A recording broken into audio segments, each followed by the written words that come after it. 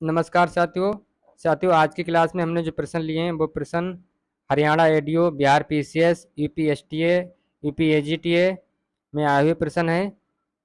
तो चलिए साथियों क्लास को स्टार्ट करते हैं। पहला प्रश्न है, पोषक तत्वों की अनिवार्यता का सिद्धांत किसके द्वारा दिया गया? जेंथ्रो टूल द्वारा, आर्नॉन स्काउट द्वारा, ब्रूस द्वारा या लिनियस द्वारा? तो इसका राइट आंसर होगा आर्नॉन स्काउट। अगला प्रश्न देखते हैं। राष्ट्रीय जैविक एवं प्राकृतिक खेती केंद्र कहाँ स्थित है? गाजियाबाद, इंदौर, लखनऊ या सिक्किम? तो इसका राइट आंसर होगा गाजियाबाद। इसकी स्थापना हुई थी 2004 में। अगला प्रश्न देखते हैं। गेहूं का एयर कोकिल डिजीज किससे होता है? निमेटोड से, बैक्टीरिया से, वायरस से या फंजाई से? तो इसका राइट आंसर होगा निमेटोड। इसे हिंदी में सूत्रकृमि कहते हैं। और गेहूं का जो सूत्रकृमि से एक और रोग होता है टोंगिया डिजीज। अगला प्रश्न है, नोरिन एट किस फसल की किस्म है? गेहूं की, धान की, मक्का की या बाजरा की? तो इसका राइट आंसर होगा बी, धान की। साथियों, नोरिन एट धान की है और नोरिन टेन गेहूं की किस्म है, ये भी याद रखना है। अगला प्रश्न, नैनो डीएपी में नाइट्रोजन और फास्फोरस की कितनी मात्रा होती है? 8% और 12%, 4% और 8%, 8% और 16%, 6% और 12%? तो इसका राइट आंसर होगा 8% और 16%। नाइट्रोजन 8% होती है, 16% होती है फास्फोरस। और साथियों पूछा जाए यदि नैनो यूरिया में, तो नैनो यूरिया में नाइट्रोजन 4% होती है, ये भी याद रखना है। अगला प्रश्न,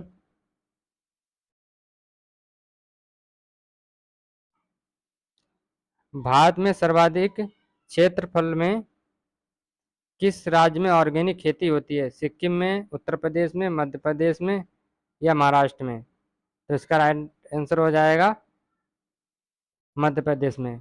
मध्य प्रदेश क्षेत्रफल, उत्पादन और उत्पादकता तीनों में फर्स्ट स्थान पर है।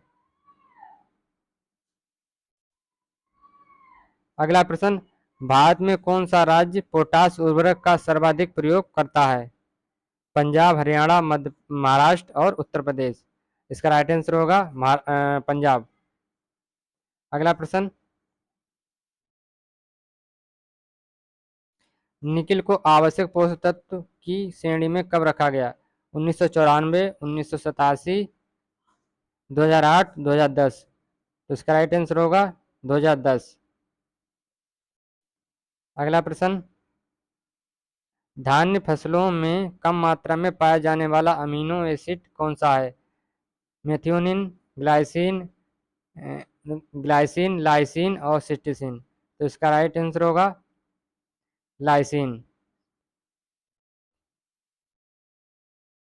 अगला प्रश्न,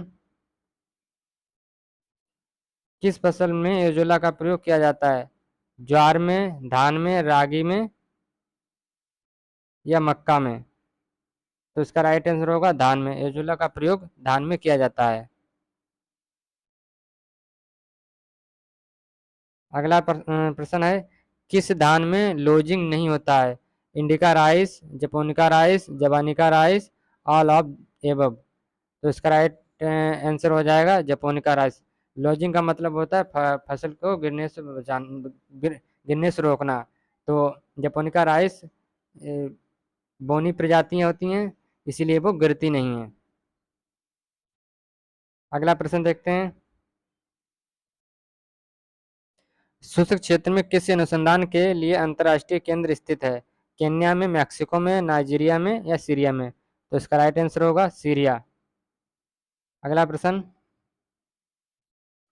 रंगराजन समिति संबंधित है उर्वरक उद्योग से, चीनी उद्योग से, दुग्ध उद्योग से, मछली उद्योग से?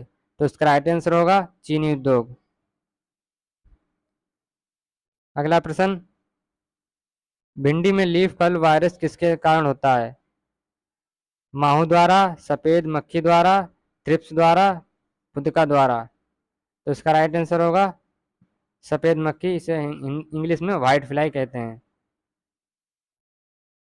अगला प्रश्न,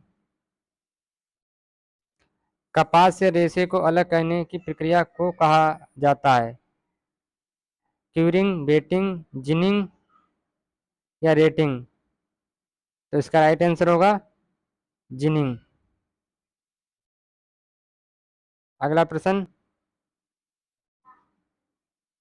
आम की किस किस्म में सर्वाधिक विटामिन सी पाई जाती है? दशहरी, नीलम, बॉम्बे ग्रीन या लंगड़ा? तो इसका राइट आंसर होगा बॉम्बे ग्रीन। साथियों, पके आम में सर्वाधिक विटामिन ए पाई जाती है। कितनी पाई जाती है? 4800 IU प्रति 100 ग्राम में, प्रति 100 ग्राम में, ये भी याद रखना है। अगला प्रश्न, ज्वार के पुष्पक्रम को क्या कहते हैं? स्पाइक, पेनिकल, एरो या रेसिम? तो इसका राइट आंसर होगा पेनिकल। अगला प्रश्न, संकर मक्का की बीज दर कितनी होती है? 25 किलोग्राम प्रति हेक्टेयर, 20 किलोग्राम प्रति हेक्टेयर, 15 से 18 किलोग्राम प्रति हेक्टेयर, 12 किलोग्राम प्रति हेक्टेयर? तो इसका राइट आंसर होगा ए 25 किलोग्राम प्रति हेक्टेयर। और देसी मक्का की जो बीज दर होती है वो होती है 18 से 20 kg प्रति हेक्टेयर। अगला प्रश्न, NRRI कहाँ स्थित है? हैदराबाद, बनारस, कटक, गाजियाबाद? इसका राइट आंसर होगा कटक। ये कहाँ स्थित? उड़ीसा में। NRI की फुल फॉर्म होती है national rice research institute.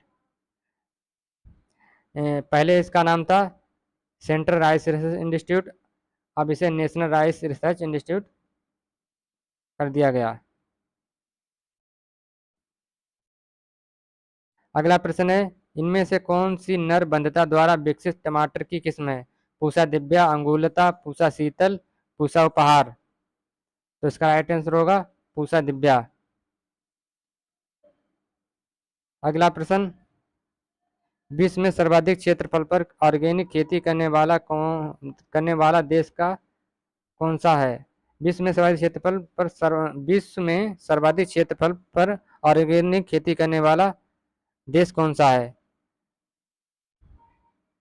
Bharat, Australia, चीन, अमेरिका? तो इसका राइट आंसर होगा ऑस्ट्रेलिया।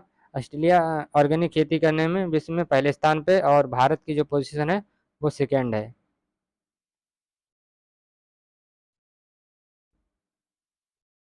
अगला प्रश्न, बागों में सिंचाई के लिए सबसे उपयुक्त विधि कौन सी है? बूंद बूंद सिंचाई विधि, रिंग विधि, थाला विधि और बौछारी सिंचाई विधि? तो इसका राइट आंसर होगा बूंद बूंद सिंचाई विधि। अगला प्रश्न है, सरसों का आपत्तिजनक खरपतवार है? हिरनखुरी, सत्यानाशी, कांग्रेस घास, कृष्णनील? तो इसका राइट आंसर होगा सत्यानाशी। आपत्तिजनक खरपतवार क्या होते हैं? वे खरपतवार जो उस मुख्य फसल के बीज से मिलते जुलते हों और उन्हें आसानी से अलग न किया जा सके, उन्हें आपत्तिजनक खरपतवार कहते हैं। अगला प्रश्न है, गेहूं का आपत्तिजनक खरपतवार है?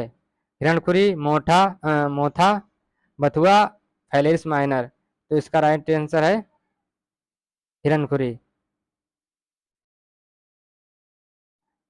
तो साथियों, क्लास को यहीं समाप्त करते हैं। क्लास कैसी लगी, प्रश्न कैसे थे, किस लेवल के प्रश्न थे, कमेंट के माध्यम से बताएं। ये चैनल पर पहली बार विजिट कर रहे हैं तो चैनल को सब्सक्राइब कर लें, वीडियो को लाइक करें, शेयर करें। धन्यवाद।